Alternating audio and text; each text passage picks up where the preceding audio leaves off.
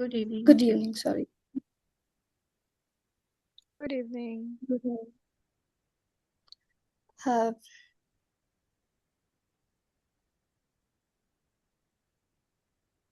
Good evening, everybody. Good evening, guests. Good evening, fellow Toastmasters. A warm welcome to the meeting number 34 of the Gabby's Online Advanced Toastmasters Club. I am Toastmaster Renu Kaushal, your Sergeant at Arms for today's meeting. Dear Toastmasters, as Sergeant at Arms, it is my duty to highlight a few key points before we begin today's meeting. This meeting is scheduled for 2 hours, and I encourage each one of you to stay for the entire duration to gain maximum benefit from this session and support all our speakers. Please keep your video on throughout the meeting. It helps us create a more engaging and connected environment. Please keep your microphones on mute unless you are called upon to speak. This ensures a smooth and distraction-free experience for everyone. While Toastmasters does not restrict topics like sex, religion, or politics, but we at Gabby's Online Advanced Toastmaster Club urge all speakers and role takers to remain mindful and responsible. Please avoid expressing any controversial views on these sensitive subjects, thereby keeping our environment respectful and inclusive. Let me now remind you once again about our club mission, which is we provide a supportive and positive learning experience in which members are empowered to develop communication and leadership skills, thereby resulting in greater self-confidence and personal growth. And now it's time to hand over the virtual stage to the presiding officer of today's meeting. And before that, allow me to introduce her. She's a woman empowerment coach who has dedicated her life to building confident communicators and future leaders. With her powerful background in teaching, leadership, and public speaking, she brings clarity, courage, and consistency to everything she does. She is none other than Toastmaster Samita. Please give her a warm round of applause. Over to you, Presiding Officer Samita. Thank you so much for the warm welcome. And let us hear it for our Sergeant at Arms, Toastmaster Renu Kaushal, for starting the meeting in time, giving us all the necessary inputs that we have to keep in mind while we are in this meeting. With that, I declare the Gabby's Online Advanced Toastmasters Club, Area B2, District 92, meeting number 34, open.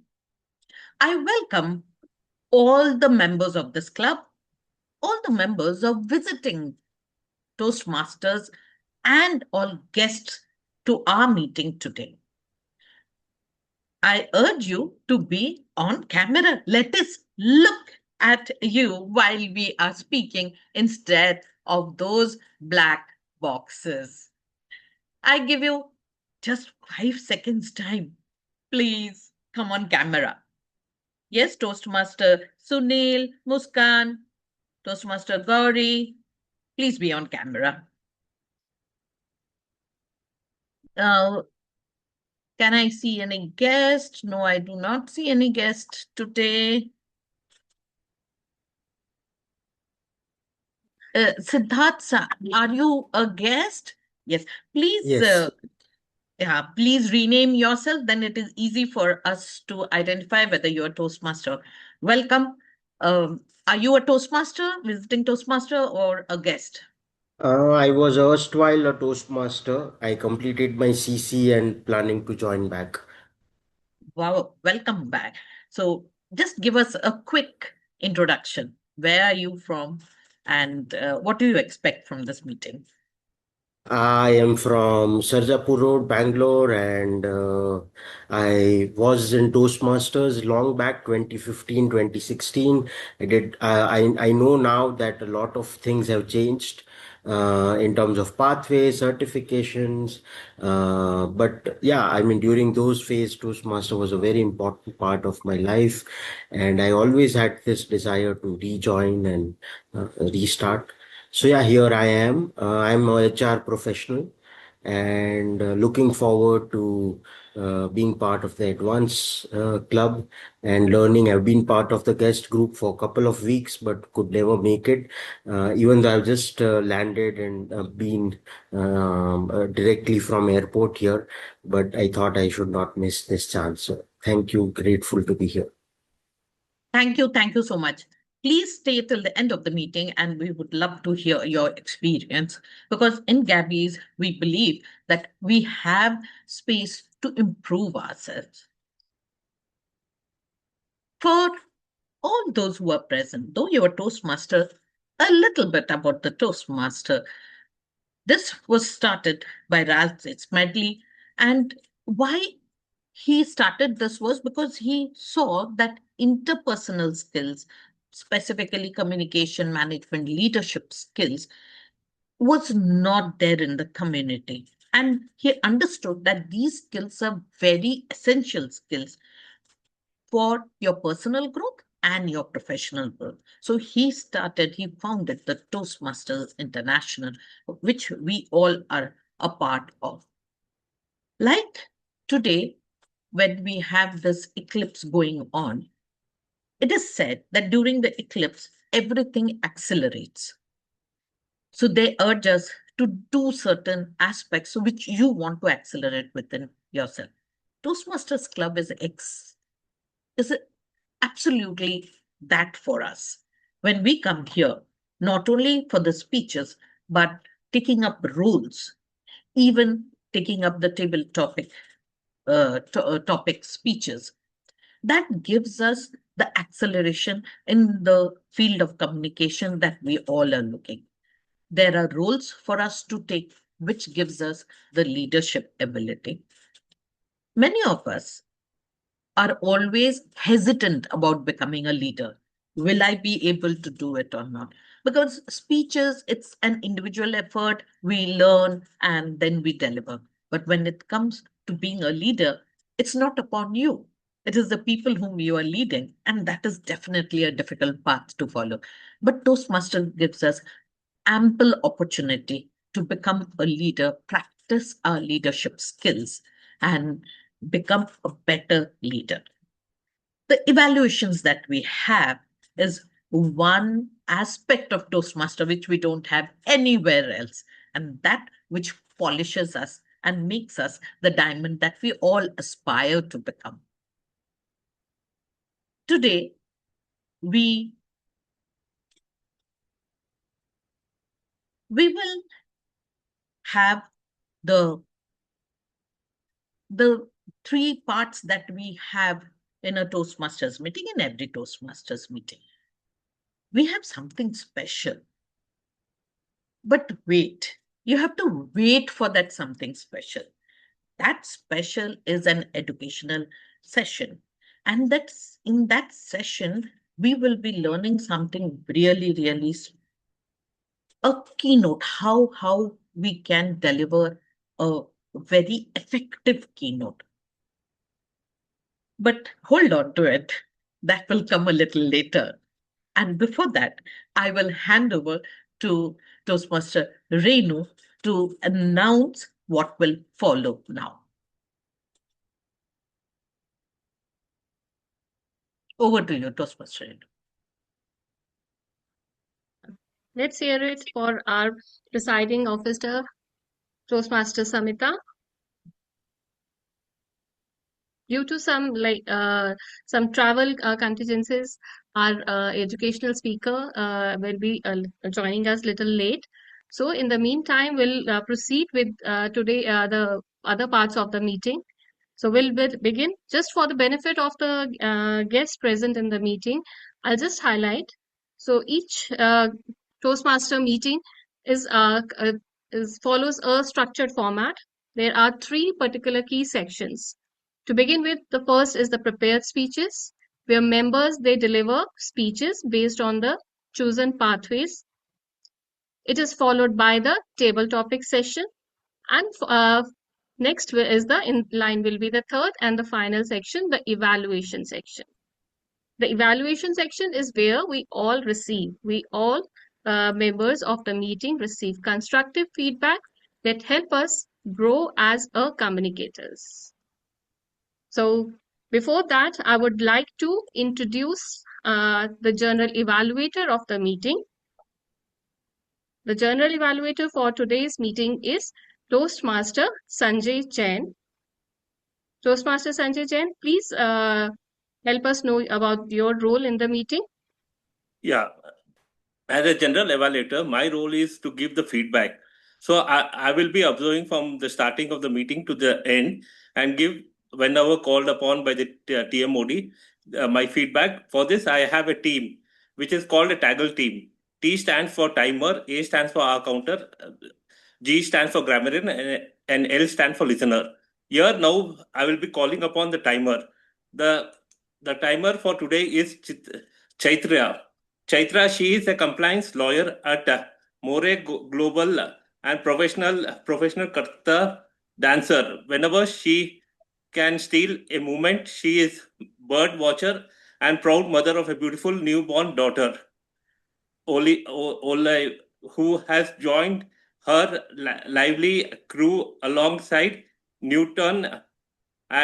Newton, she comes from Yash Raj movie family and is happily married to a cricketer who has not given up on turning her into six hitters. I call upon Chaitra to give her introduction and give the role introduction. Yeah, thank you. Thank you, General Evaluator Sanjay. Greetings, fellow Toastmaster. I see we are all here to improve our speaking skills, but my job is to make sure we don't improve them for too long. As your timer today, I am the guardian of the agenda and the sworn enemy of the infinite conclusion. Here's how I'll be keeping us on track. The rule of the cards. When I introduce my role, I'll be showing you three of my best friends who would be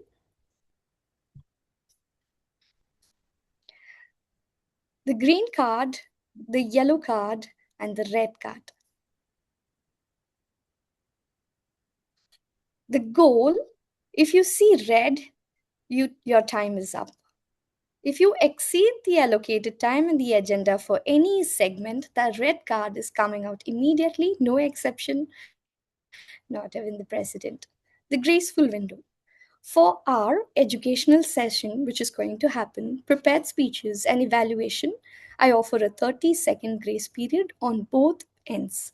Think of it as a safety net, but don't get too comfortable. If you land outside this window, you will be disqualified from the polls. Here I go for each of the sessions. For the educational session that we're going to have, the session is going to be for 10 to 15 minutes. The green card will be displayed at 10 minutes, the yellow card will be displayed at 12 minutes, and the red card at 15 minutes. You will be having a question answer session as well, which will be for about 5 minutes. The green card will be again displayed at 3 minutes, and the yellow card will be displayed at 4 minutes, and the red card will be displayed at 5 minutes. You will be having your table topic sessions here, and it will be a round robin table topic sessions. And the rules change slightly here. 1 minute only. You get 16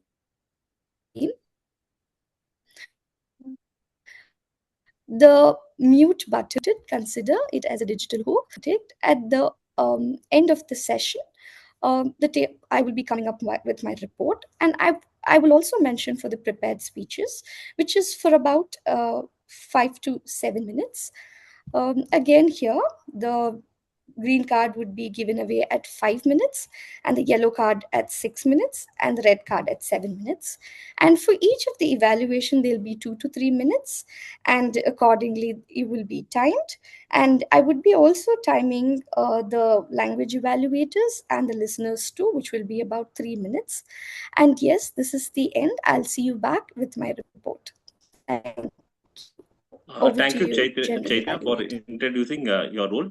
And now I will be calling upon the language evaluator, Toastmaster Barnali, an accomplished professional with executive educational program at IIM Bangalore. Barnali brings over 2 decades of cross-industry experience and a strong belief in purpose-driven learning. Her journey uniquely blends academic, science, and art. A trained Kathak dancer, she believes in inspiring, healing, and creating impact through expression, wisdom, and meaningful engagement. I call upon her to inform her role. Barnali, are you there? Yeah. Yeah. Thank you, General Evaluator, Mr. Sanjay. Let me correct. My name is Barnali. And Barnali, okay, sorry. yes, it's a Bengali name. So some people actually, they find it a little difficult to pronounce it. Okay. So being a general evaluator of this evening, I'm going to evaluate the speeches. So the speeches will be evaluated. I'm going to listen very closely, very carefully on 5 parameters. The first parameter would be the filler words like etc. Inappropriate interjections like well, but, crutch words, actually, basically, etc. and repetitive words. This is the first parameter. The second parameter would be unintentional long pauses. The third parameter would be any misuse of English language. Fourth parameter, any outstanding word, phrases, similes, metaphors. And fifth, the foremost and very important, word of the day. So today's word of the day is quintessential. Quintessential. The meaning of this word is being a very perfect example of something. So if I may want to use this particular word in a sentence, then I would like to use as the ongoing war is an quintessential example of personal rivalries within the countries.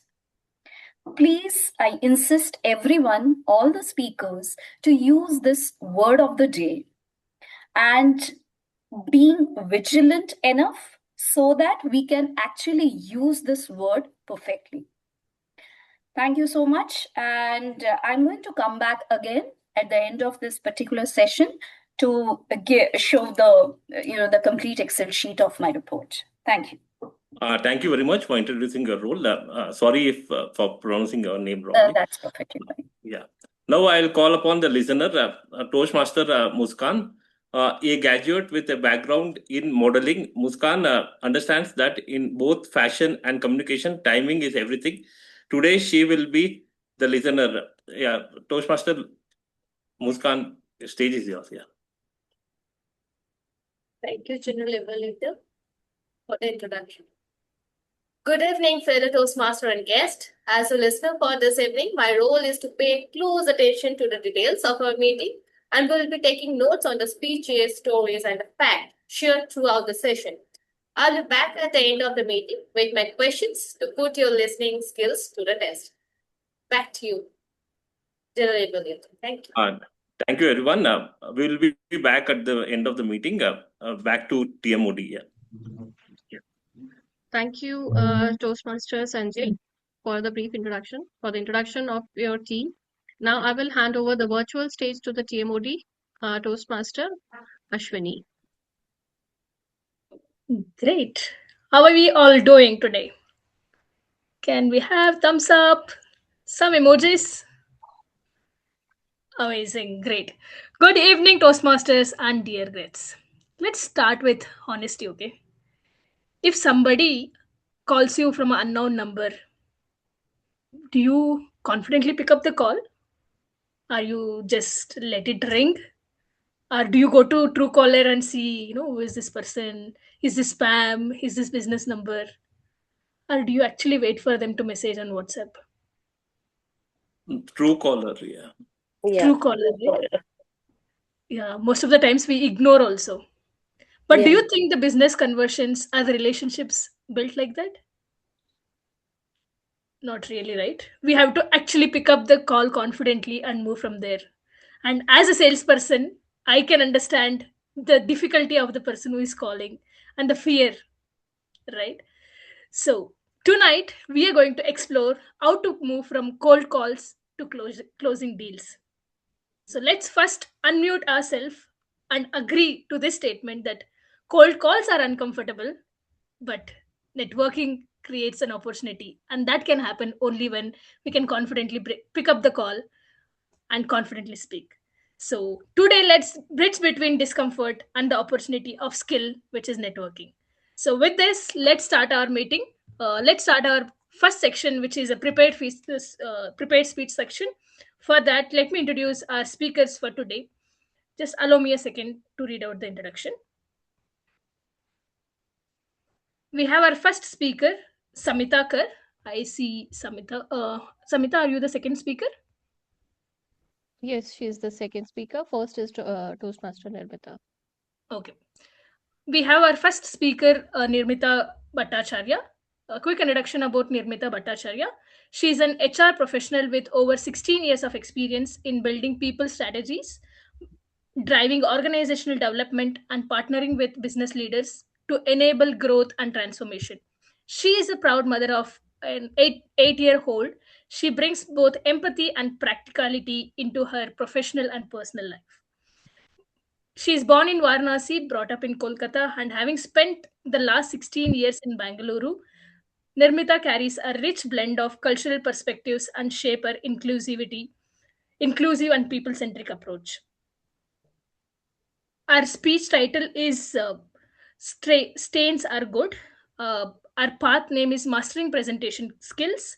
Our project name is L1, and the project title is Voice Modulation. She's attempting her project number P2. Timer, please note the speech length is 5 to 7 minutes.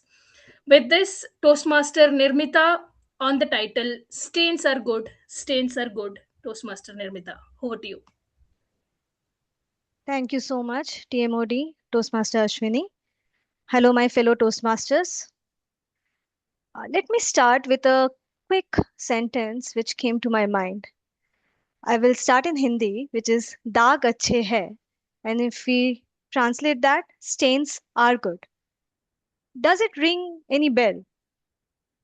Because whenever I hear this particular sentence, it quickly takes me to a advertisement which I have been watching while growing up, where I could see two cheerful kids coming from the school, chattering around. The little sister, who will be somewhat around 5 years old, maybe in first standard, wearing white school shirts and skirt with two ponytails, and her elder brother.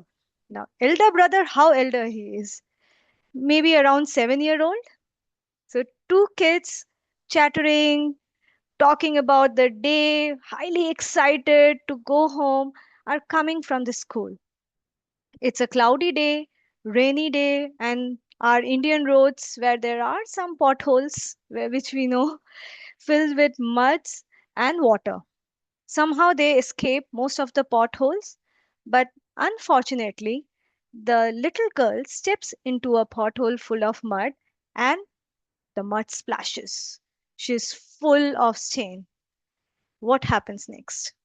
There's a tear rolls down from her eyes, panic sets in, and the brother is baffled. Like, what he is supposed to do now? Because he is the elder brother, the big brother, supposed to be the protector, and here is the sister who is crying. He immediately does something unexpected. He jumps into the muddy water, splashing around until he covered himself into a stain in full of mud. Now, this was not to make a mess, but to make his sister smile again. And he succeeded because he could see that cheerful smile back in the sister's face. And that proved the point that the stains are good. Now, this is a very nice, good to see advertisement, but this is not what I always remember when I look at it or listen to this sentence. What it does is that also takes me back to my own memory lane, where me and my brother, we were around, of similar age when we used to come back from school. I was the little one, my brother another 1.5 years elder to me. We used to chat around, come back from school talking about different things. But there was one thing which was different. I always used to feel that why my brother acts so bossy around me, as if he knows everything, and me being the younger one, I have to listen to him, be the obedient one. And is that so? Why he is so bossy and I have to be submissive or be the listener? However, that one day changed. Something happened. I boarded my school bus where I could see my seat was taken by few of the older kids. When I asked them, I was bullied. And the same feeling came in. The tears rolled down. I felt helpless, alone, didn't know what to do. And then enters the big brother. Looking at me, the tears coming out, he didn't think twice. He just went into some scuffles, and there were then some stains and scratches around. However, we could conquer our seat back. But at that moment, I realized that no, being the elder one is not always about bossing around, but also taking the responsibility. So that was the day when my brother, he earned the respect he didn't claim for, and that in changed the entire chemistry between me and my brother. And also that very point, if I see, that was not a kind of situation which was imperfect or had anything negative because of the stains and the scratches, but that was something good, because that was the day where I realized that it's not every imperfect scenario also have something positive into it. We just need to see the way we want to. If we can find out those thin line about all the positive things the situation gives you, then of course we can say those stains are good. With that, I would like to conclude my speech. Thank you so much.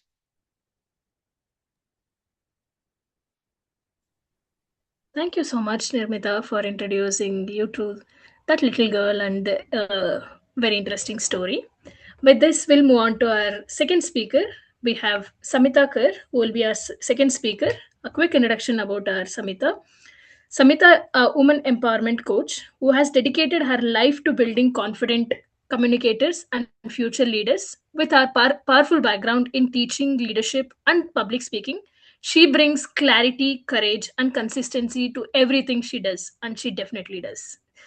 So, with that, Samita is attempting her path, dynamic leadership, in level 4. Her project number is 2, with the project name as Building a Social Media Presence. Timer, please note the speech duration is 5 to 7 minutes. And Toastmaster Samita on the topic digital magic. Digital magic, Toastmaster Samita Kar. Over to you.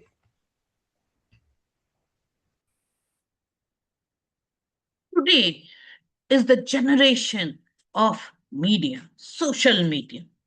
So said my friend. But I was frightened. She said, you should be on LinkedIn. I said, no. LinkedIn is official and you need to only post your success there. I don't want to be on LinkedIn. What I didn't tell her, I thought it's boring. This is just between you and me. Few days later, she again came and told me, in today's day and age, I know you are doing everything possible offline, but online has a presence. I was not ready to accept it. Why? One, because I'm not very good at editing using Canva or putting out myself there on these social media platforms. I always had this question in mind: why will people want to listen to my stories? She argued, don't they listen to you when you tell them your stories in class or in your workshops? I said, yes, but they are real people. You know, social media, scary. I don't know those people there. This went on for pretty long time. Slowly, I also felt that everyone is on social media. I also need to be. So then started my journey on LinkedIn. First came the banner. How to make it? I said, forget the banner. I kept it empty. I just posted a picture of mine and wrote my name and what I did before. I did not get any traction, one or two posts. Nothing happened. What to do? Go back to my trusted friend. She said, why are you so confused? You first need to know what you want to put out there. You are a coach. You coach women about above 40 for the leadership skills. Where is that reflecting? I said, I don't know how to write. Said, use. There are so many tools available in the market. Why aren't you using them? Can I use it? Said, yes, definitely. She told me about the prompts, how to use it. And I went to our trusted friend today, ChatGPT. And I took a picture. I said, please tell me what is wrong. And my friend immediately said, please? You are saying please to ChatGPT? Right. What is wrong? It will answer. Oh my God. It gave me one whole page of what was wrong. Seriously? Am I so bad? I felt very bad. I closed it. I said, I'm not going to listen to ChatGPT. But then I thought, I'm not getting any traction, then definitely it has some advice for me. I need to follow it. With an open mind, I went through it. And then it said, you are not putting yourself out there. You need to say what you are doing. What am I doing? Okay. So here is it. Can you see my screen? Can someone give me a thumbs up whether the screen Yeah, is we can visible? see your screen. Okay. So this is what ChatGPT gave me, helping women 40 plus becoming visible leaders. And these are all the things that it gave me. I made it and I changed what needed to be changed, put up the pictures, and I wondered, will that really give me any views? And seriously, the views increased. So, what I learned from this was that when you are in a social media platform, you need to be very clear about what you want. Why are you putting it out there? That was something which I learned. Then I wanted to check out how to post. The posts needed to have a DM.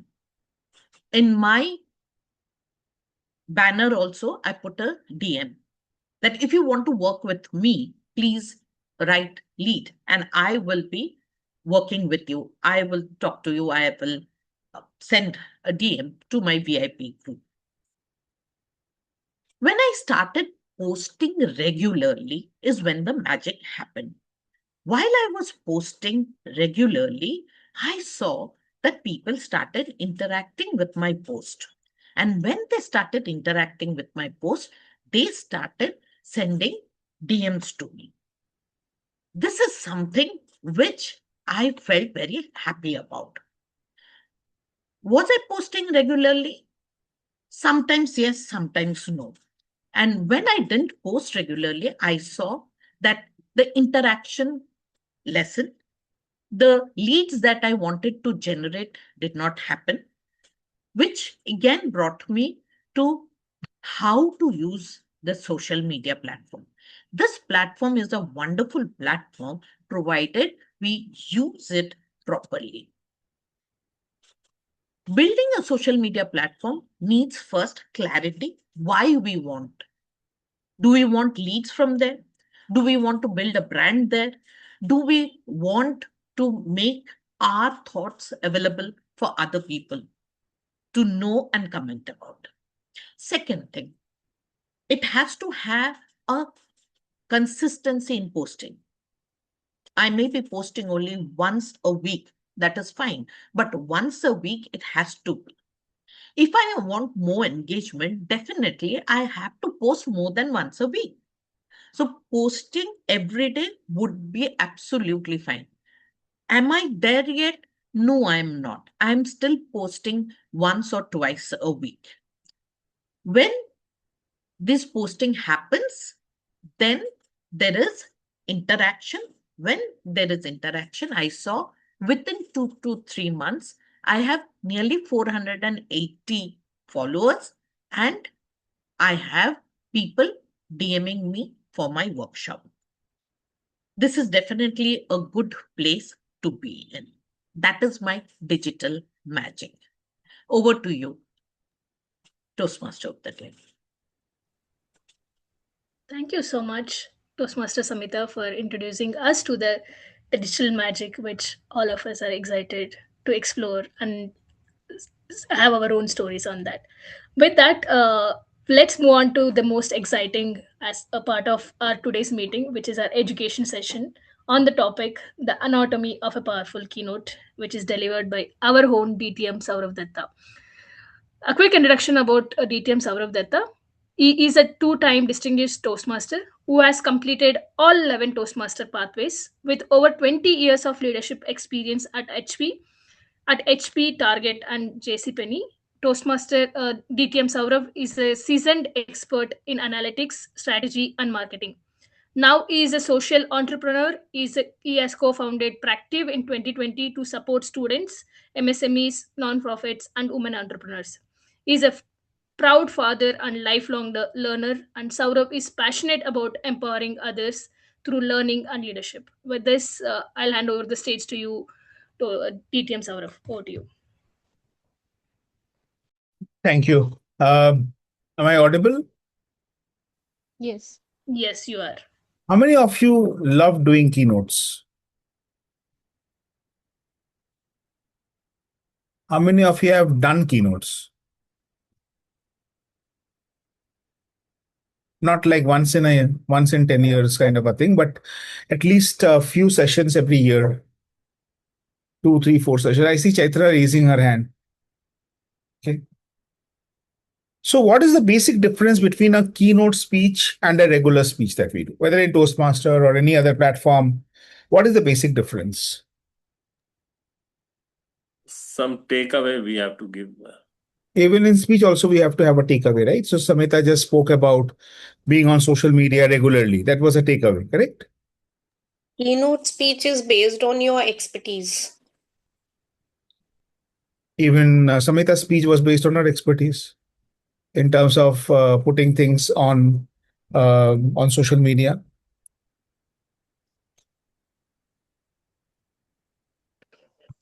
Giving brief overview of the topic, basic insights.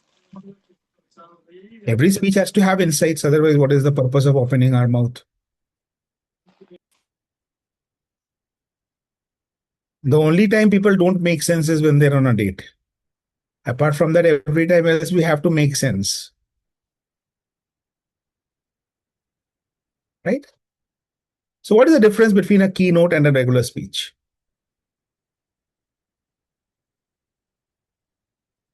That's where the biggest problem happens. We learned it the hard way. I will not name the speaker, but one of our very early meetings, milestone meetings, when the 25th meeting or the 50th meeting, I don't remember, we invited a WCPS, a world champion of public speaking, someone I absolutely adored. And in fact, I joined Toastmasters because of this speaker. It's one of the most disappointing sessions that we have had, because this world champion of public speaking, we did not get that kind of an education that we were looking for. And then we reflected back that what went wrong. And one realization that hit us is that there's a very big difference between a keynote or an education a keynote session or an education session and a regular speech. And I will start today's discussion with that. And then I will talk about, give me the screen sharing rights, please. And then I will talk about how very systematically, no gyan today. I will give you a very structured formula. Renu, can I get a screen sharing right, please? A very structured way we will discuss about how do we meet that criteria. So I generally don't use PPT, but today I thought that it will be easier for us to, I will share this PPT also after this call. This is the biggest difference. In a keynote, authority is over applause. We don't focus on applause. The success of a keynote is not measured by how loud the applause was. Unlike a contest speech. A contest speech, the success is measured by the applause. A contest speech is a performance. Most Toastmaster speeches are performance. That's why we talk about role play, a lot of focus on vocal variety, voice modulation, body language. If you see, delivery takes a very big amount of attention in Toastmaster. Because Toastmaster speeches, or for that matter, any speeches which are not keynote, the focus is on performance. A keynote, the focus is on the presence. So a keynote speech is more about a presence. So there your authority is more important than your applause that you're getting. So how are we going to build that authority? It is easier said than done, right? So one of the ways of building authority is through experience. If I'm someone, like for example, if I'm the Prime Minister of India, the authority comes naturally, right? You don't need to try hard.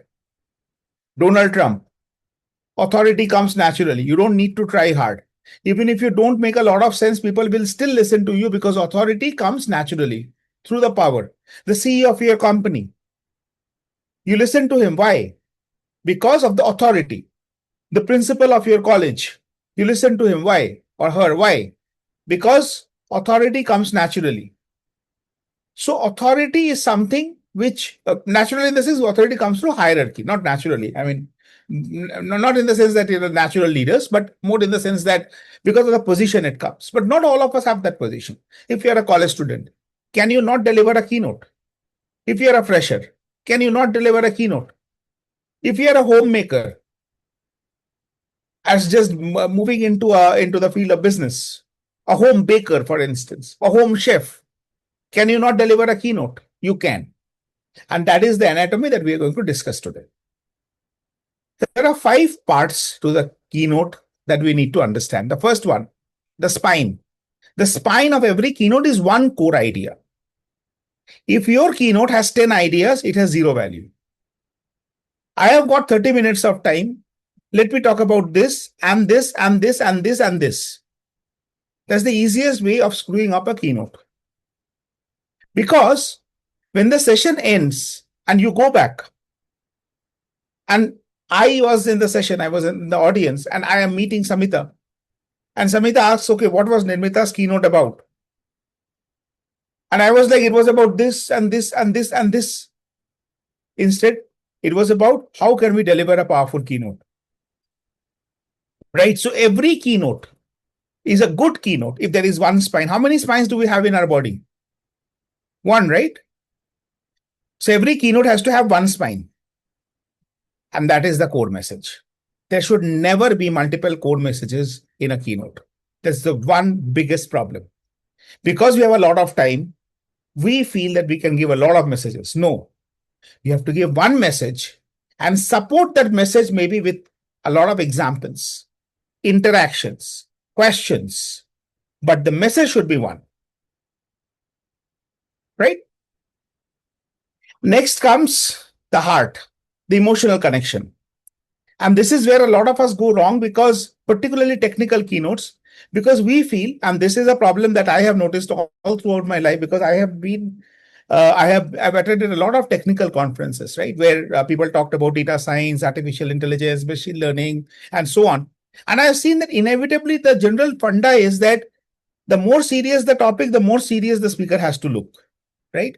So some speakers, sport a mustache and a beard just before the keynote because they feel that's the easiest way to show their authority. And I'm not cooking this up. It's serious. There are people who actually go and say, I'm sporting a beard now because I have a keynote coming up, right? It's as if the speaker is trying to hide behind the beard, right? So a technical topic also has to have an emotional connection. There is Dr. Archana in this room, right? One of the most technical topics that we have in this world and which actually matters is probably in the field of healthcare. 99.99% of the things, if they speak in their language, none of us would understand. None of us. So the point here, but if she talks in that language, what is she achieving? One, I would be stargazing, oh my God, she knows so much. But what will happen with that? What will she do with so many fans? Nothing, right? No use. So what is required is an emotional connection. Even the most difficult technical topics have to be broken down in such a way that I can connect with that topic at an emotional level. Because if I don't connect with that topic at an emotional level, I will never connect with that topic at a technical level. So when we are talking about AI or when we are talking about machine learning, when Sanjay is talking about finance, it is a very dry subject. It is a very dry subject. So you have to have the emotional connection. If you start saying that, let me talk about balance sheets, it is not an emotional connection. It is about how many of you love your money. How many of you know how to manage your money? Now I will listen to him. Right? Instead of you say, I will teach you today how to file income tax returns. There is ITR form 1 and ITR form 2. You have to go to Saral 1 and Saral 2. Go to the website www.incometaxindia.filings, and by then 24 people will go down to 23, 22, 21, 20, 19, 16, and then after some time, only 3-4 people will be left in the room, all of them chartered accountants. That is the problem with the topic, which is very technical, where you don't have an emotional connection. Are you with me? Similarly, if Dr. Archana is talking, right, she's an intensivist. So if she says that, I will be telling you 5 things that you should not do to have a healthy gut. 1, don't eat non-veg. 2, don't drink. 3, don't smoke. 4th, exercise. 5th, sleep early.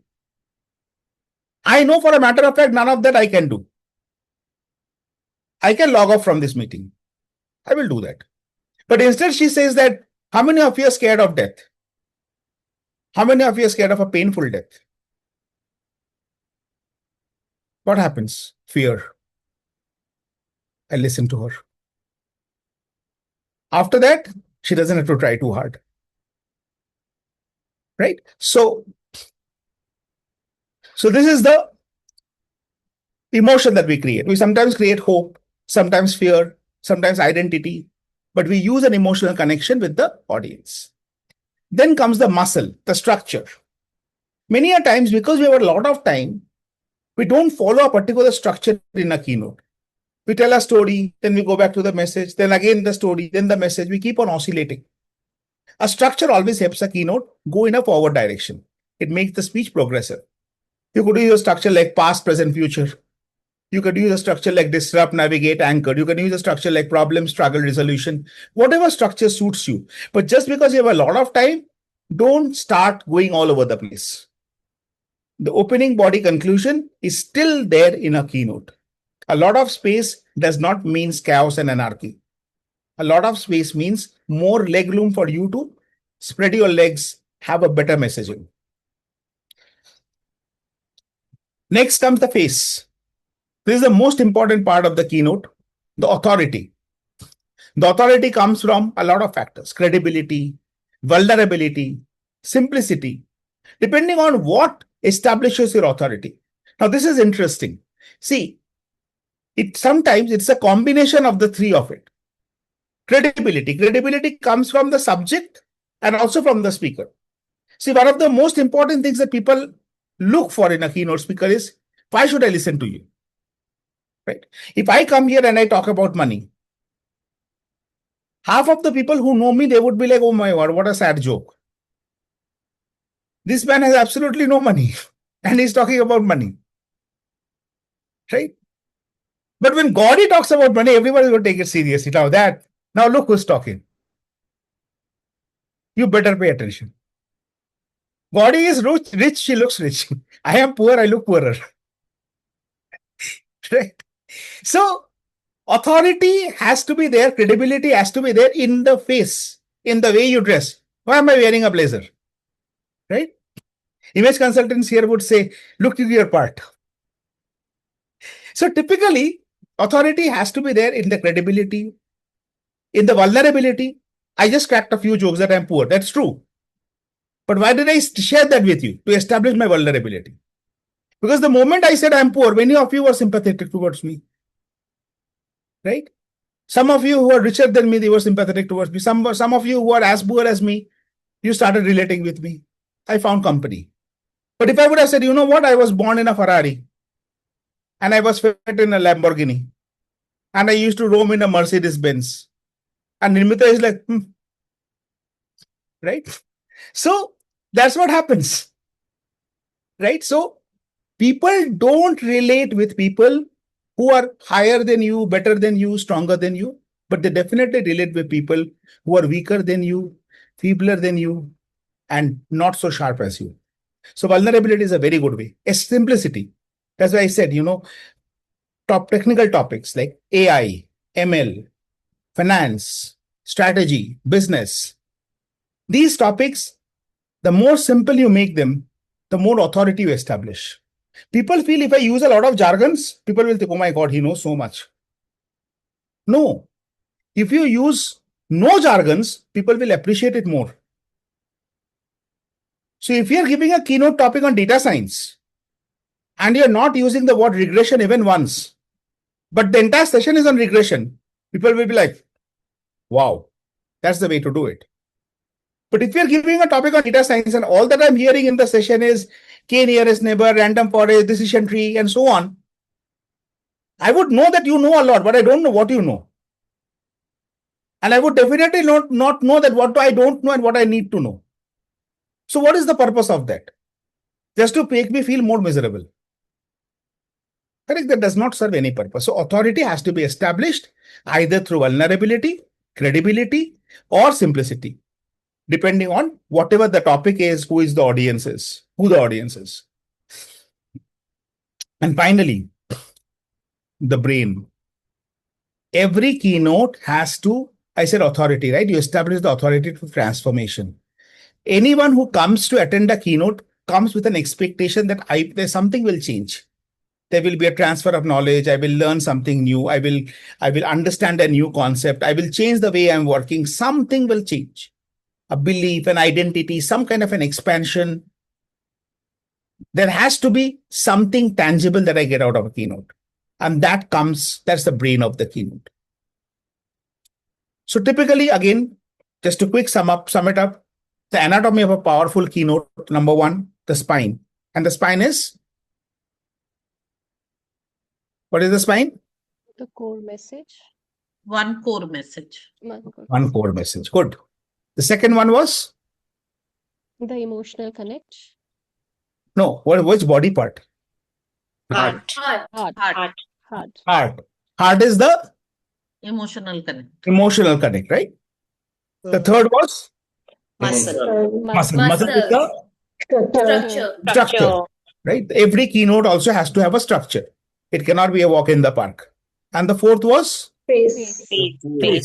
Authority. Right? The face of the speaker? No. The face of the speech. Right? The face of the speaker also matters. But sometimes the face is the problem. Then you have to make the face of the speech the only escape route. And the fifth one? Brain. The brain. Brain. Brain is? Transformation. That's it. As easy as a pie, right? That a successful keynote, all the 5 parts. That's it. Thank you so much. If you have any questions, do we have time to take it? I don't know. No, we are Yes, over we time. have time. Oh, we have 3 minutes. So we have 3 minutes. So thank you. I've been graciously given 3 minutes to answer any question. Yes, Siddharth, please go ahead. Yeah, thank you so much. Such a wonderful session. I always dreaded voice modulation and all that in Toastmaster speech. I'm wondering if every speech can be a keynote speech. Every speech cannot be a keynote speech because, every time I'm not in there is no necessity for me to transform, right? I mean, I don't wake up every day morning thinking that I want to be a better version of myself, right? I'm kind of okay most of the days being what I am. Right. Only some days I need a little bit of extra motivation. Some days I feel a little bit of extra motivation, right? And those are the days probably. So it's a tool that you should not overuse. And see, I mean, there's too much of gyan around us right now. I mean, I dread doing education sessions right now because you open LinkedIn, the only thing you see is gyan. Right? You have gyan and then some gyan and then a few more gyan and then more gyan. That's all happening. So every day, if you do a keynote speech, it will be boring. So have a variety. Do different types of speeches. That's the fun. The only person who does a keynote speech every day is Donald Trump. Apart from that, no one does it. Yeah, Barnali. Yeah, hi, sir. So I have a question, and though I think this particular question is quite relatable to the previous one.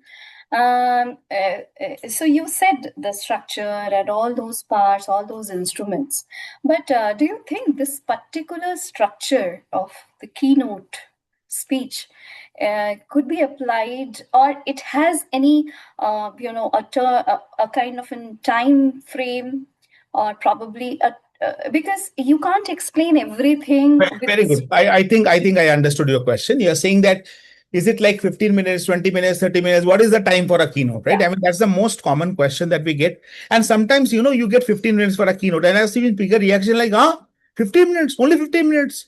What can I say in 15 minutes? You can tell a lot in 15 minutes. Because see, again, whether it's 15 minutes, 30 minutes, 45 minutes, 1 hour, 2 hour, your core message has to be one. What happens in 15 minutes is you give one core message, one example, one explanation, you're done. If you have got 30 minutes, you have got one core message, 2 examples, 2 stories, 2 explanations, and you're done. If you have got 1 hour, you have got one core message, 3 stories, 3 explanations, 3 scenarios, and some more audience interaction back and forth. Maybe a little bit of a brainstorming activity, and you're done. If you have got 2 hours, you have got maybe 3 or 4 stories, 2 or 3 scenarios, a few case studies, more audience interaction, some brainstorming session, some activity, and then you are done. So the depth of the subject is what changes with time, not the width of the subject. And that is the biggest mistake we make. Since I've got 2 hours of time, let me teach them the entire accountancy that I've learned in my chartered accountancy course. Not possible. And to people like me, definitely not possible. Right? So don't try that. Okay. Any other questions? Please feel free to ping me on chat. I will definitely answer that on DM. Thank you. Back to you, Madam Toastmaster. Thank you so much, Toastmaster Sourav, DTM Sourav, for the interesting and very eye-opening session for all of us. So as Toastmasters, we really wanted to know, okay, what goes behind Saurav's speech. I think we all got to understand. So we will all steal those tips from you. With that context, in the interest of time, we'll not be taking break. We'll be quickly moving on to the table topics. So let me introduce you to our table topic master, Toastmaster Chitragana Singh. A quick introduction about Toastmaster Chitragana. She's an 11-year corporate champion. She's passionate about travel, dance, and she's a very enthusiastic girl. She's now adding mom and impossible communicator to her resume, and she masters the ultimate juggling act. With that, over to you, Toastmaster Chitrangana, to conduct our table topic section. Over to you. Mr. Ashwini. A very warm good evening to all my Toastmasters and dear guests. All right. So, every opportunity. We can't hear you. You're not audible, Chitra. Toastmaster Chaithra, Chitragana, you are not audible.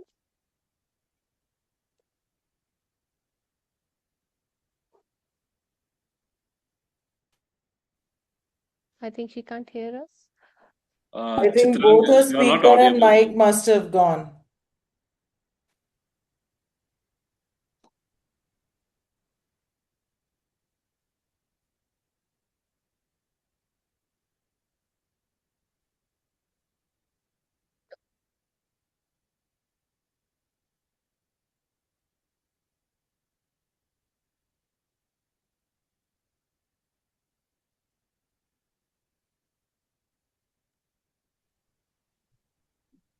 No. Chitrangana, we can't hear you. You have to maybe check your audio or just log off and log in.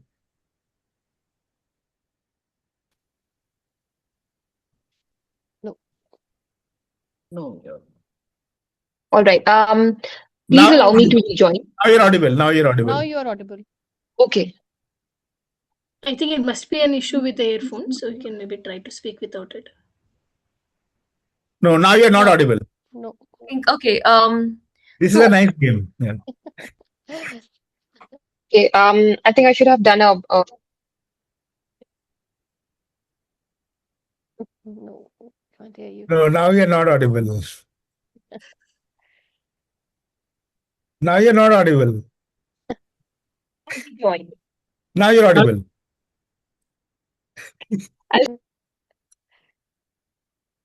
I think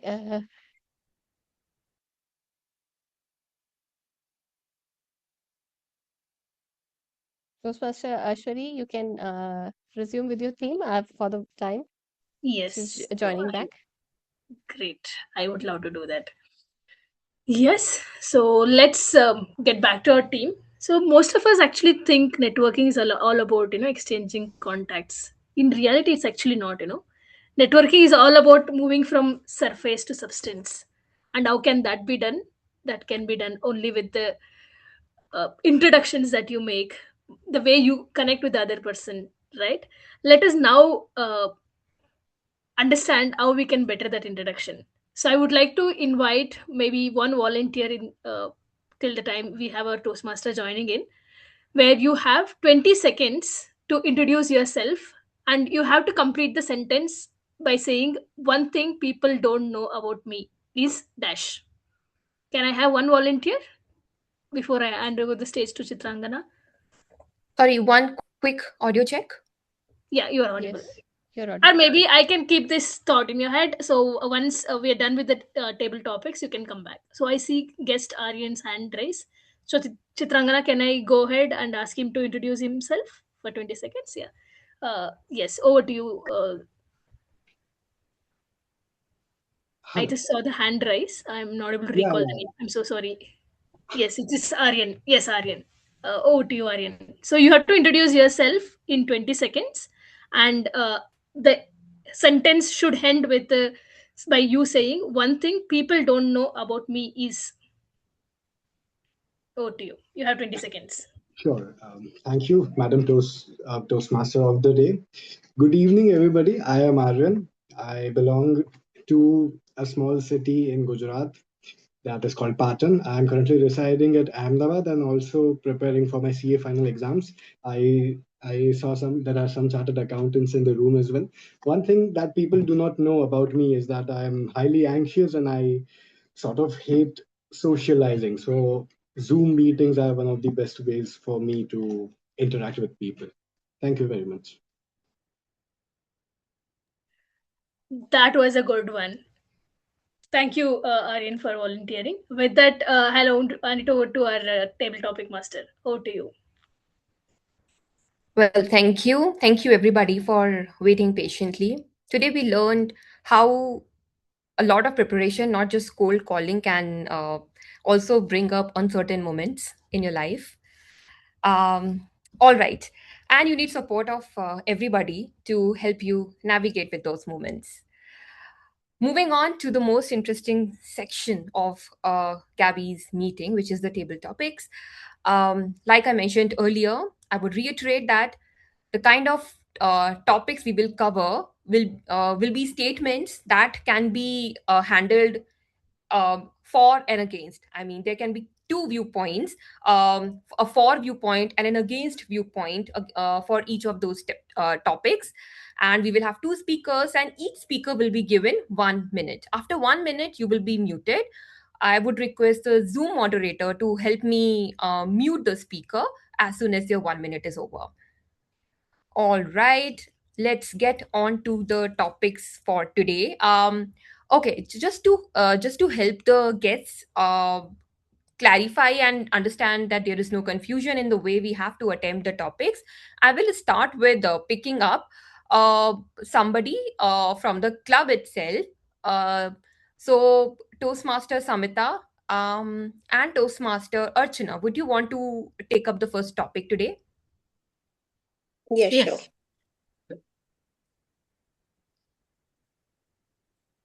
Can I have Toastmaster? Yeah. Okay. Toastmaster Samita and Toastmaster Archana are there. All right. Are you excited for the first Yeah, topic? Yes, we are. absolutely. Awesome. Okay. Timer, are we ready?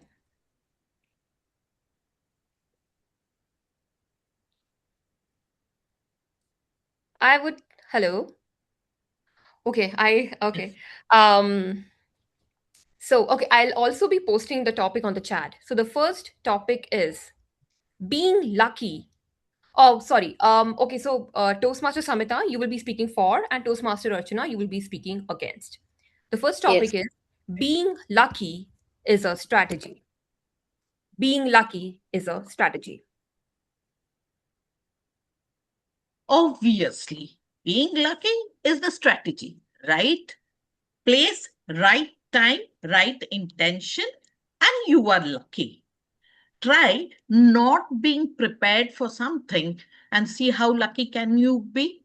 It is just not possible. If you want to be lucky, that 1 days of luck involves hours of preparation. And that's your strategy to become lucky every single time. Luck favors only the brave, and the brave are the ones who keeps on burning their midnight oil to make sure that when they are present, they snatch everything away and the trophy is always theirs. You have seen all the sportsmen vouch for it. They practice and they perform. The more they practice, So being lucky cannot be a strategy. It's all about your hard work. It's all about your vision, and it's all about your what you do in your life. There are many examples. They have not become overnight success. They are not lucky by strategy. They are lucky by luck. They are lucky because they had talent and they utilize that talent for their luck as their luck. What we see as a luck is not actually a luck. It was their hard work. It was their dedication towards their field, and that makes. Well, we had an interesting discussion. Okay. One side believed that no, that being lucky can definitely be a strategy, and you have to strategize it by burning the midnight oil, by putting your best foot forward and ensuring that luck never leaves your way. We had another argument which mildly supported that itself, that yes, although luck is important, but there is something called talent, something super innate to you which defines that luck as well. Awesome. All right, I think now even the guests would have understood how interesting the session is and how we have to make an attempt towards putting a for and against opinion. Toastmaster Chitragana, I'll just interrupt for a moment. Just a reminder for the timer that we just need to raise the red card only at the end of 1 minute. Sure. Thank you. All right. For the next topic, let me see if we have a guest who wants to volunteer. If there are no volunteers, I'm anyway going to pick up a guest. All right, We have guest two. Aryan. Okay, we have somebody. Yes, we have Tara is a Samita member and Siddharth. Siddharth the guest. So we have guest Siddharth. Okay, we have okay. We have Toastmaster Uttara, and let's see guest Aryan or Siddharth. All right, guest Siddharth. So Toastmaster Uttara, you will be speaking for, and guest Siddharth, you are going to speak against the topic. Are you excited to hear the next topic? Awesome. Absolutely. So the next topic is influence is a skill, not a personality trait. If I need to get my work done through influence, I need to be able to know how to influence someone. And therefore, as much as I might have a very vivacious and a very, very tall personality, if I don't know how to really get my point of view across to the other person from whom I want that work done, then my personality doesn't really matter. The key word here is the how and not the what. And therefore, I think personality is a skill and not a personality. Sorry, influence is a skill and not a personality trait. Over to you, Siddharth. So, I think influence is definitely a lot about personality. It basically goes to the nature versus nurture debate. The nurture definitely plays a very important role. From social psychology, we know that there's something called charisma, there's something called halo effect that plays a very, very important role. People who influence even before they enter the room. So yeah, there can be some bit of how, but a major role that is played is through what is it that we people are born with, that what are the genes that people have, what is the IQ, what is the social circumstances in which people are born, and that gives a lot of head start to a lot of people. So influence is definitely a lot about personality shaped by a variety of factors and not so much about how. That's it. Well, we had two strong perspectives, and neither of those were backing down. Now the room must decide. Okay, while guest Siddharth said that influence is something which people carry before they even enter the room. But Toastmaster Uttara mentioned that this is something we can definitely nurture by assessing the how and learning the how. I think context must decide what wins here. Awesome. Now, the next set of speakers, I will pick guest Arjun if we still have you. All right. And then do we have somebody from the club? Okay, Toastmaster Rahul Swami. Guest Aryan, you will speak for, and Toastmaster Rahul Swami, you will speak against the topic. Are you excited for the third topic? All right. So the third topic is fake it till you make it actually works. I think it is sort of a hurdle for anybody to say that fake it till you make it works. However, when it is your only option, when you are in a room full of wolves and you are the only sheep there is nothing but there is no other way for you to make it out of the room but to fake it. So at the end of the day, it's all a psychological game. If you are faking it until a point of time where your mind starts believing in it, then maybe you could actually achieve it. Some people might argue that that is not how it's done. But at the end of the day, if you are able to sort of cheat your mind and make it believe that this is who I am and not just an act that I'm putting up, then you could probably make it. So that would be my arguments for the subject. Thank you.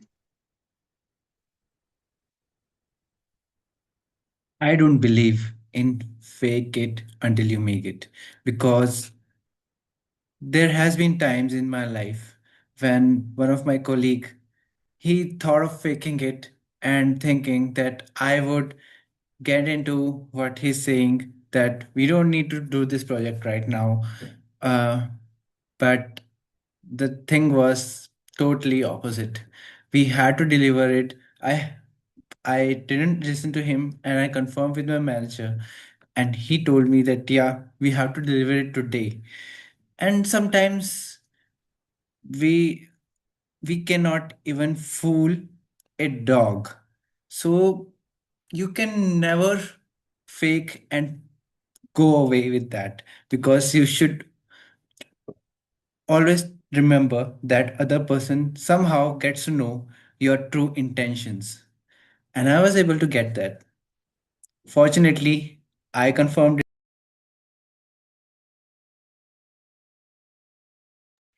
Well, that was a friendly boardroom battle, I must say. On one side, we said that fake it till you make it can be a survival strategy in a room full of wolves. As a sheep, if you have to get out and there is no other option. The other side argued that no, you really can't fake it because every time you will get caught. Well, depends on the situation. What wins here, but maybe the real answer lies somewhere in the between. All right, who do we have as our next set of speakers? Do we have some volunteers? We have guest Harita. Hi, guest Harita. All right. And we have a guest Srinivas. Would you want to be our next speaker?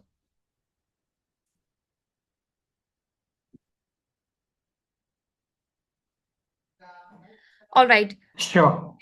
Guest Harita, you will be speaking for the topic, and guest Srinivas, you will be speaking against the topic. Are we excited for the next topic? Yes. All right. The next topic of the evening is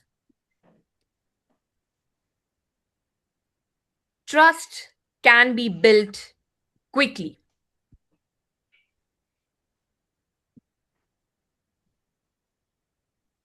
How many of you here believe yourself? Yes, great. This only thing proves that trust can definitely build everything. If we trust, when there is a will, when there is a way, when there is a will, there is a way, definitely. So when we trust, then the universe also definitely brings optimistic opportunities to us. For that, definitely we need to first trust, then take a little steps. What are the possible opportunities we have? Then definitely everything can happen. For that, the very first step is trust. Hi, good evening, all.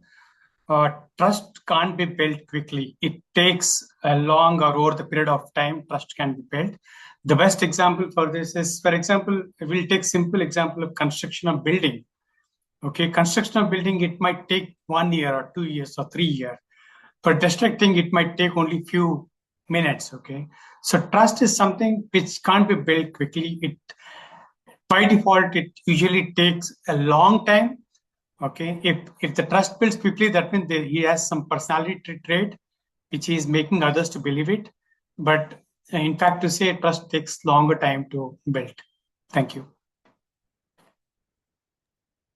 All right, we had a strong defense on both sides. One side mentioned that, okay, taking a leap of faith first and then slowly building conviction is a strategy. The other side said, no. If you take the example of a building which can't be built in a day, so can't trust be. I must agree to both sides here. All right. Who do we have as our next set of speakers? How about guest Prathamesh, and guest Yamini? We see Muskan has raised her hand already. All Can we right. take her? So we will have Muskan, Toastmaster Muskan, and how about guest Yamini? Yep.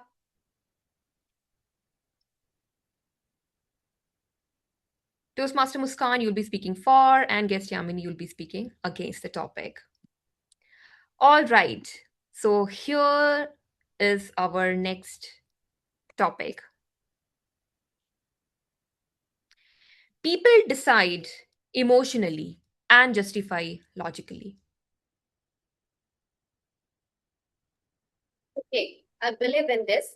People do decide emotionally and then justify illogically. Because when we think about anything, even if we are talking to someone, even we are thinking about something, everything comes to our mind because it's human nature that we think emotionally. Before here, it's come to here that we think emotionally. Okay, this can happen if I do this, or this can hurt that person if I say this. So we think everything that can happen to other people rather than thinking about ourselves. Then eventually, after very same time, after a few minutes, then we will be like, no, we have to move from this to get away all that emotional baggage at another level, and then we have to think logically to gain more knowledge and prove our perspective is something which is valid and should be taken to important. So I think it's valid for myself.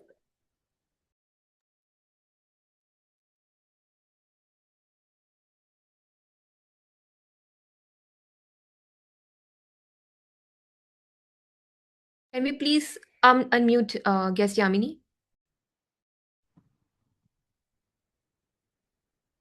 Most of us, right from our childhood, are conditioned to be left brainers.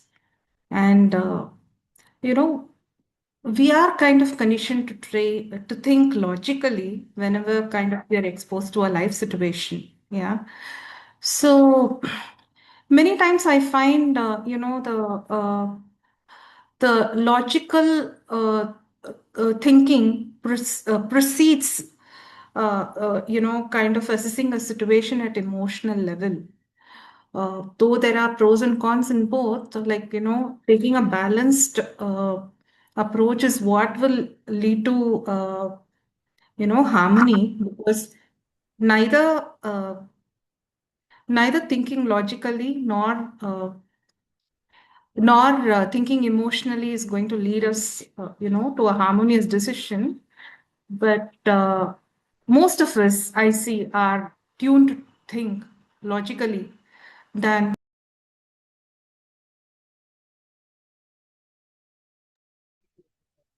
All right. So if I were forming a team, you both would be the best diplomats. What a balanced approach towards a topic. Okay.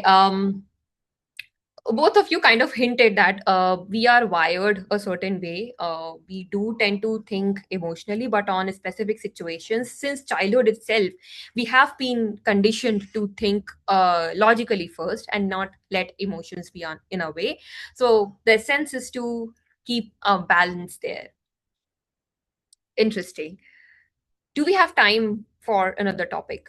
Yeah, we can take one last topic. Great. Who would we have? Do we have any volunteers, or I will pick guest Sucheta and guest Anbarasan.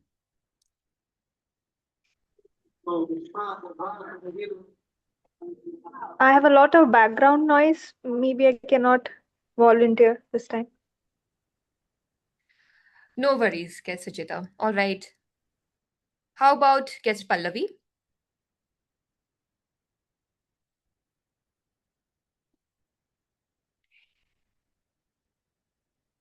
And we have guest Nisha also.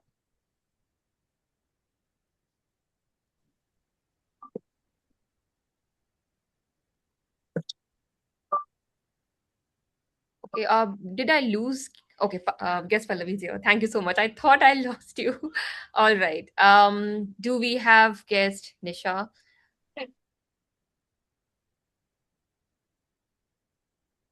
Okay, if not guest Nisha, how about Toastmaster Mamta? Would you want to take up a topic alongside guest Pallavi? Sure.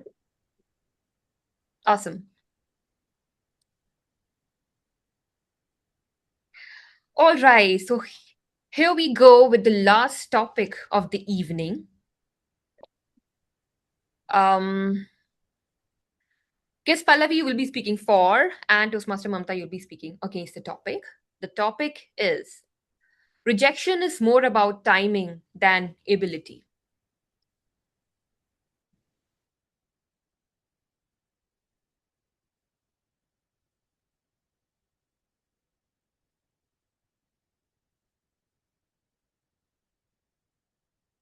Can we please unmute Toastmaster Pallavi? मैंने तो unmute ही किया हुआ है. Hello, can you hear me? Yeah, we can hear you. Okay, thank you so much. Good evening, everyone. I just requested you to please repeat the topic once again. Sure, rejection is more about timing than ability. Correct. Okay. That's wonderful topic. Good evening, everyone. I do believe that rejection is more about the timing and then the ability.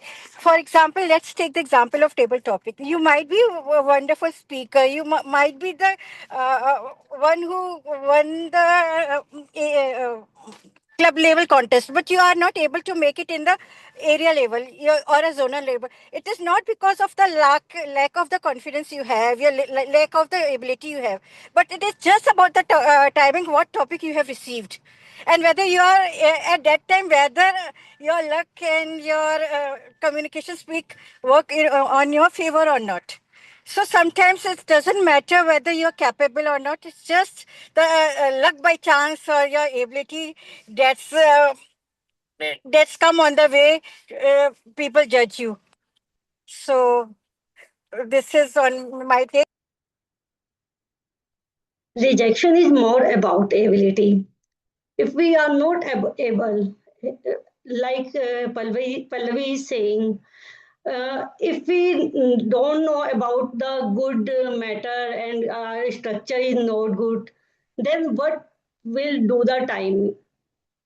So we have the ability to express ourselves in a better way. We have good ideas, good knowledge, and we have the good good our we have our good message, then we can know we are better, and timings doesn't matter, so we have to be more able than our timings.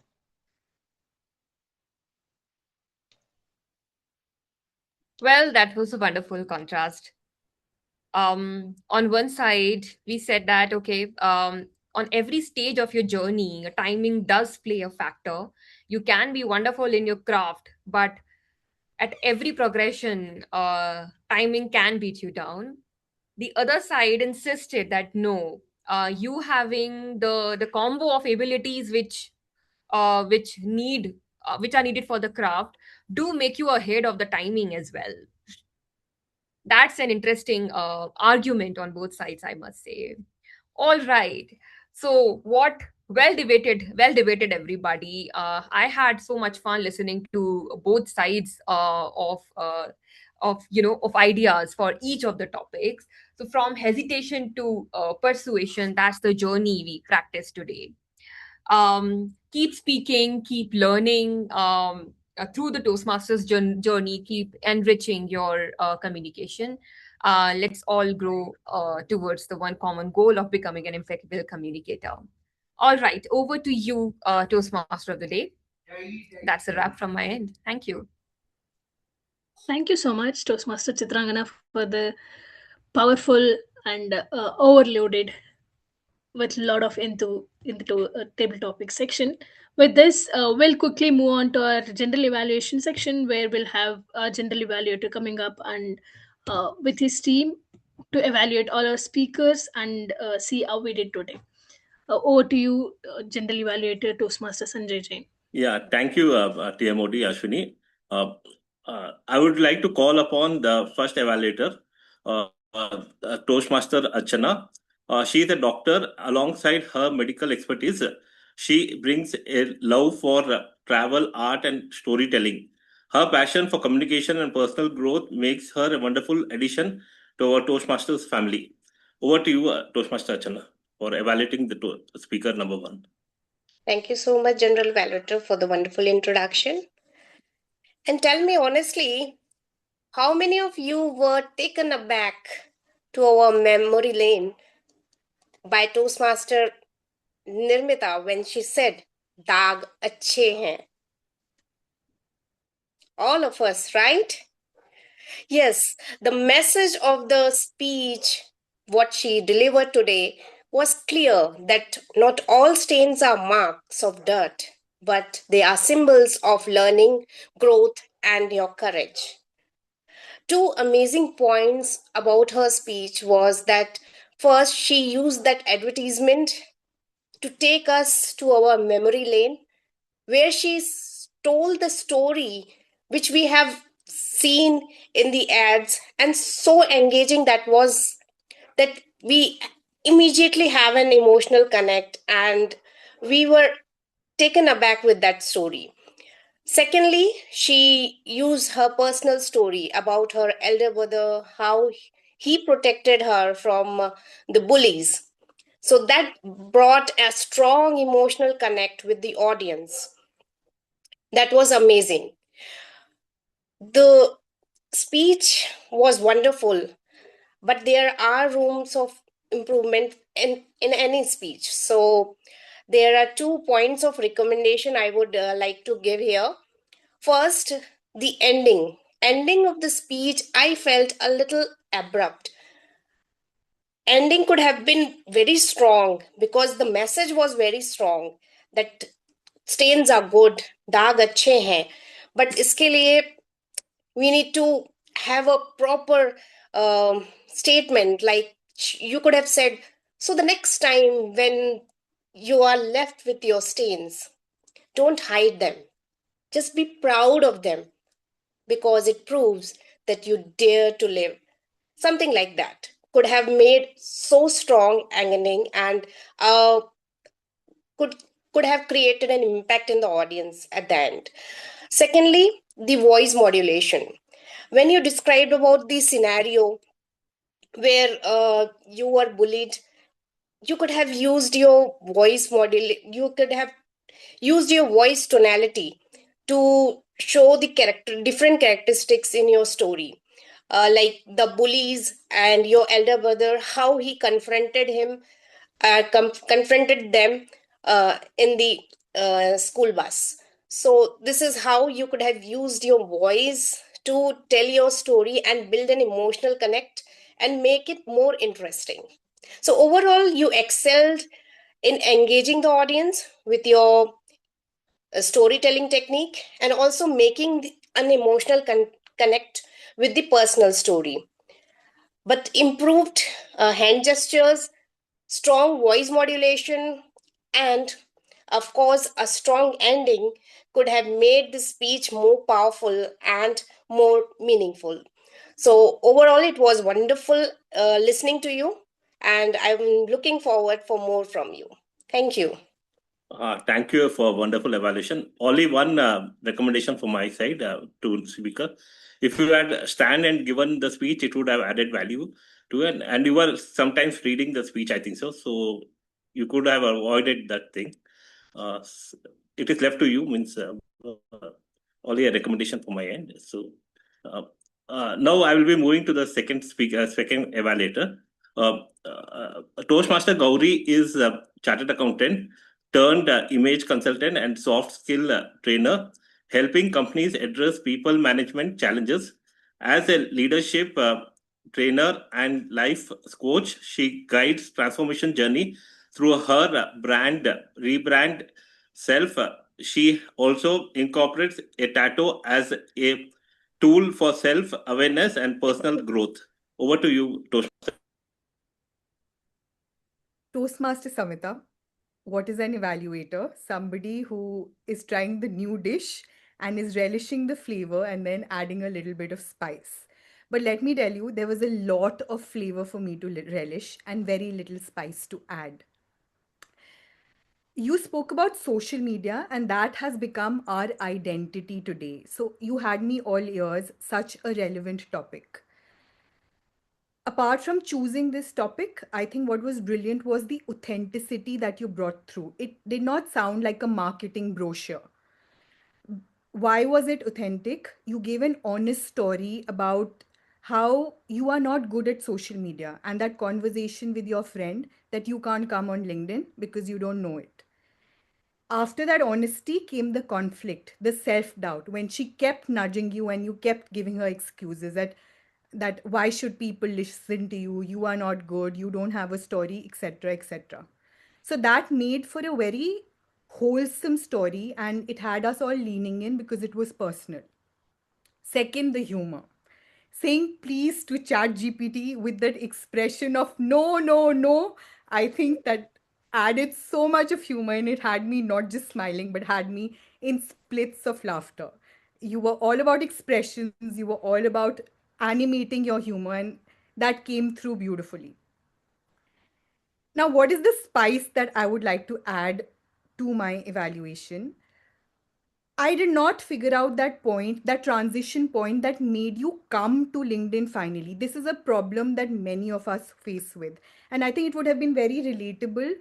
You told us that you were going to and fro with your friend, but what was that final straw? What was that point when you finally agreed?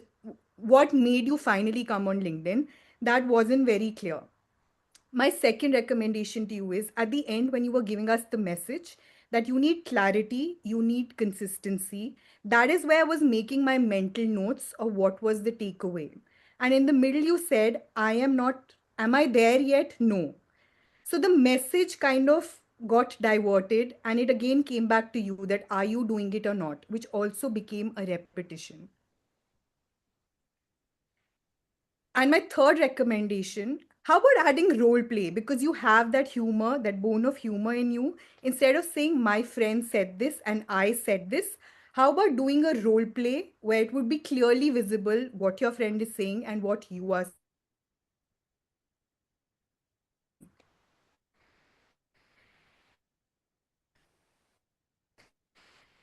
So, Toastmaster Samita, great tuning your message and giving us that exact transition point in your story. Your speech would be completely flavorful. Thank you, and I wish you all the best. Thank you. Thank you so much. Thank you for an excellent evaluation and excellent speech. A big applause to both of them. Now I will be moving to the role takers.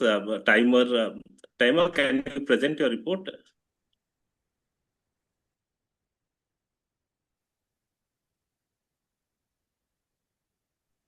Hi everybody, I'm back with my report. I'd like to let you know both the prepared speeches and the evaluators are qualified.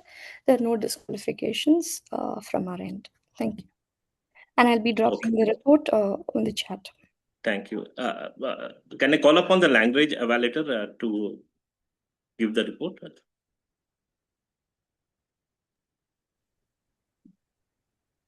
Yeah, sure.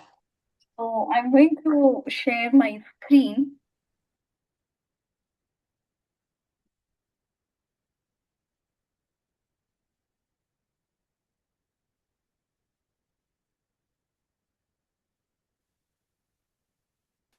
I hope this is visible. Is it visible? No, it is not visible. Wait a minute.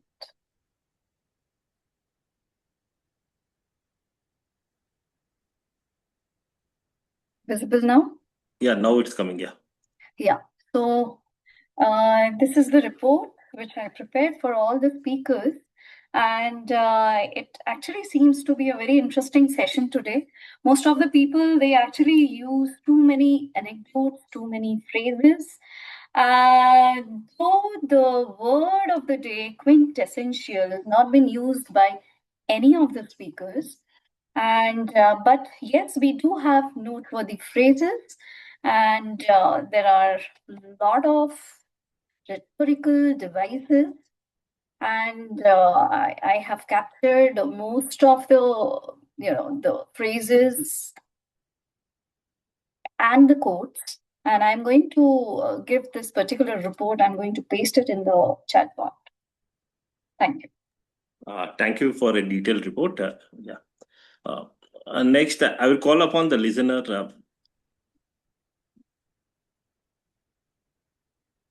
You can unmute and speak, Muskan.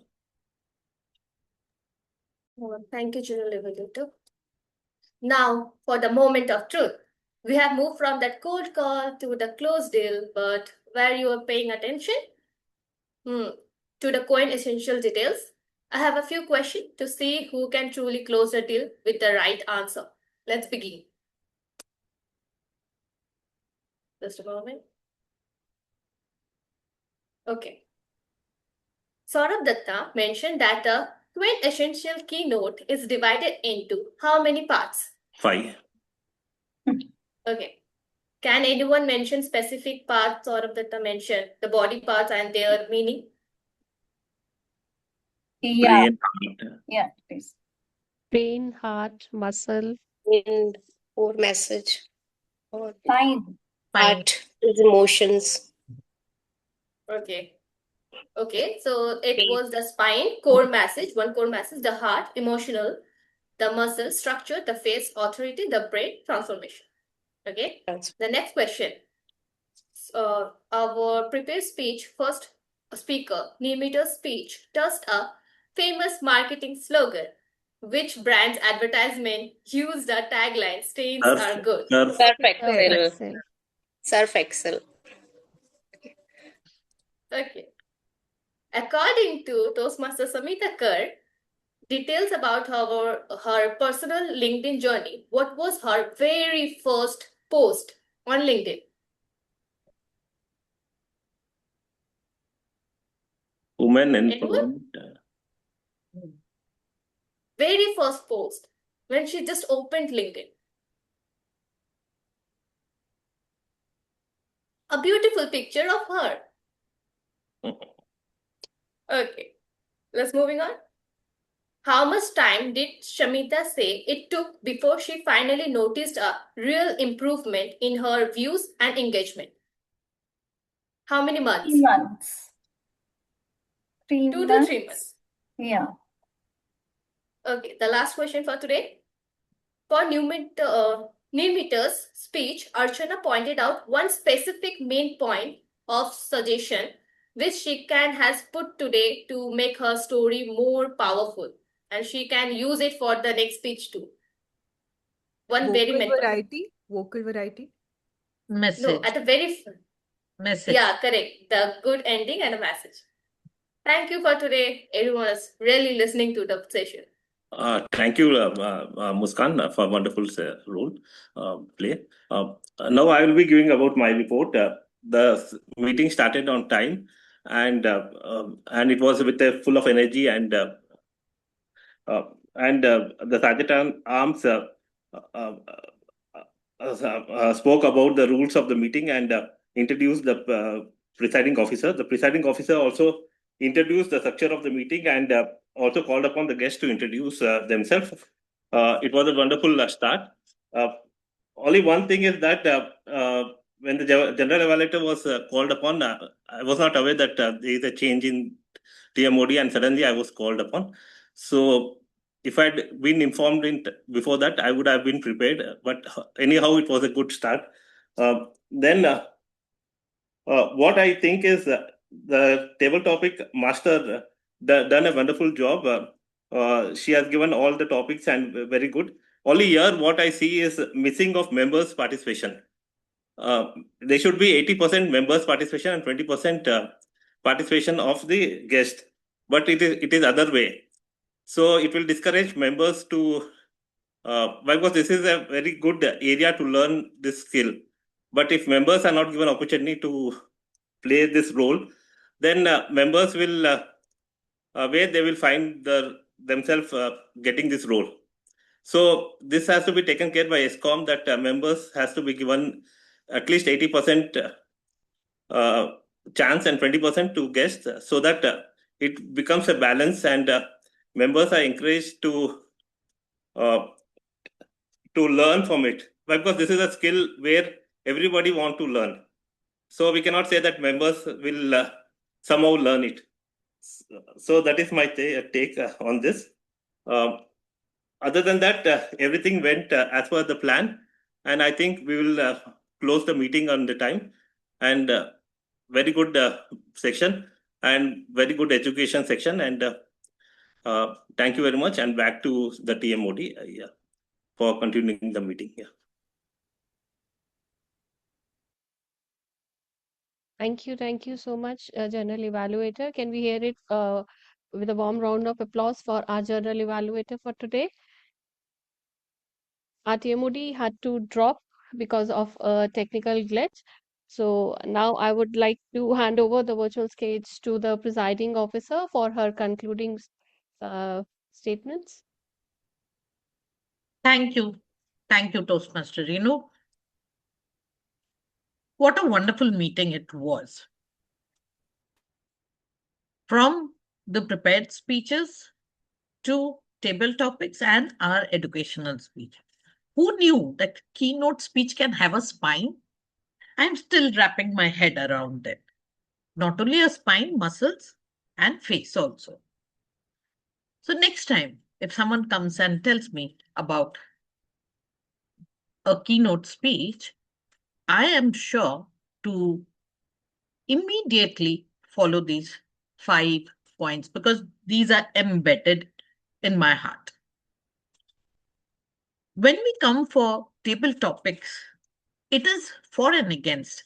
It reminds us when we usually debate in a daily life also. We have a point for the topic, whatever it might be, and sometimes we would love to go against the topic. And we can practice it out here before we go out in the world. Don't forget, the polls are on, keep on voting for your favorite rule taker, for your favorite speaker. I would like to ask our guests for a quick feedback.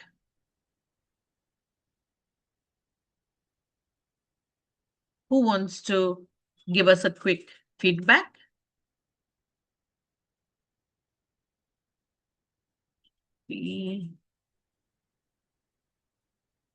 I can share something. Yes, please share. Yeah, I mean, I went down the nostalgia lane as I attended the meeting. Lot of similar structure that I experienced years back. Um, so overall, leaving with lot of learnings, lot of insights. Um, Super glad that it started and ended in time, which I think is the benefit of virtual, because in physical, at least what I remember, a lot of time goes in transition. Nothing that I can think of in terms of what could have been done better. I'm keen to know whom do I connect with to kind of take it forward and become a member. Yeah, and all the best to the club. Sure. Our vice president membership, she had put in the link to a WhatsApp guest group. So please join as a guest, and you can. I'm already part of that the WhatsApp group. Okay. So our Toastmaster Gaurii is there, and you can definitely reach out to any of us. You can reach out, and we will help you with your membership. Yes. Guest Harita or Yamini, you all were there in the meeting for the first time. Would you like to speak? Okay. Hi, Samita. Srinivas here. Hello, Srinivas. So, yeah, this is the first time I'm joining online Toastmaster. I really see not much difference offline and online. I see same energy, same enthusiasm, very good participation from Toastmasters and as well as from the guests as well. In fact, to say it's all positive vibes when I joined the online meetings. I felt very good, and I'll continue to join the meeting. Thank you very much. Definitely. Are you a part of the guest group of Gabby? No, right now I'm part of only one WhatsApp group happening now online TM meeting. Yeah. Okay. We will put out in the chat. Please join the guest group.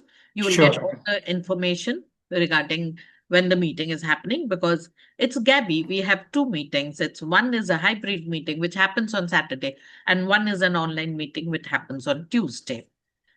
The Gabby meeting happens on Saturday morning 10 to 12, and the online meeting is on Tuesday 7:30 to 9:30. Sure, ma'am. Thank you, ma'am. Please. Yes. Anyone else who would like to? Artik was not there. Chitragana. Aryan, yes, you were there throughout the meeting. We would love to hear from you. Yeah. First of all, good evening, everybody. And I don't have any points on improvement in my feedback. I just enjoyed the meeting thoroughly. From the speakers to the table topics to the evaluators, all of them were quintessential. I believe the grammarian's report is done, but I just thought I'd use it here. And apart from that, the listener aspect is a little bit new for me, actually. The meetings that I have attended do not have that structure where you sort of have a listener who will ask you questions regarding the meeting. I thought it was very interesting. It also checks everybody's attention and focus during the meeting. So I think it was wonderful and overall a great experience. I'm hoping to join many more online meetings further as well down the road. Yeah, thank you so much. Please do join. And the guest group link is already there. Join the guest group and you can definitely get the information about the meeting. And yes, we do have these listener role, which keeps us, even in an online meeting, hooked onto the meeting, listening to it.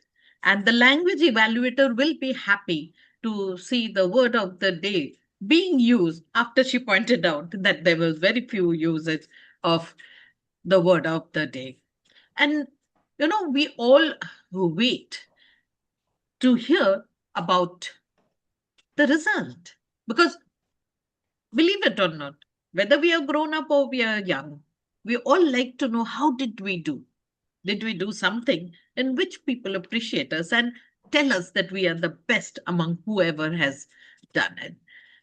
So, the best auxiliary role taker today is none other than who asked us all those questions, picking our head and making sure that we were listening carefully. Yes, it is Toastmaster Muskan. So she is the best auxiliary role taker today. Thank you so much. Welcome. The best evaluator is none other than our Toastmaster, Gaurii Aggarwal.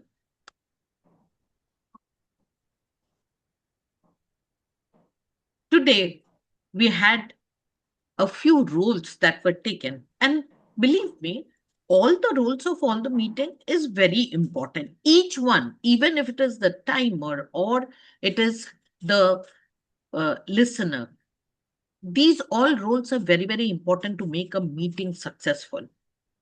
And all these roles, along with the bigger roles, so as the TMOD, the general evaluator, and the table topic master, makes the meeting what it is. And who is the best role player for today? It is none other than our Toastmaster Chitragana.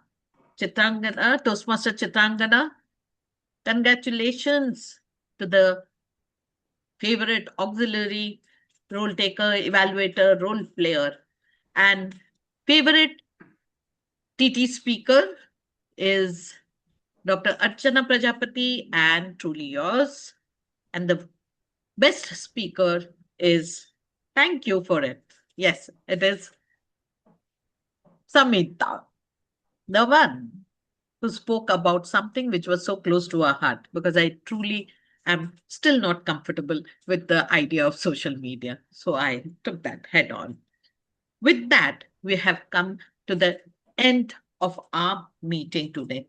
Thank you all for joining for this meeting. We will see you on our next meeting, Saturday morning, 10 a.m. It's a hybrid meeting, so please join in till Saturday. Bye-bye. Thank you and good night. Good night. Thank you, everyone. Good night. Good night.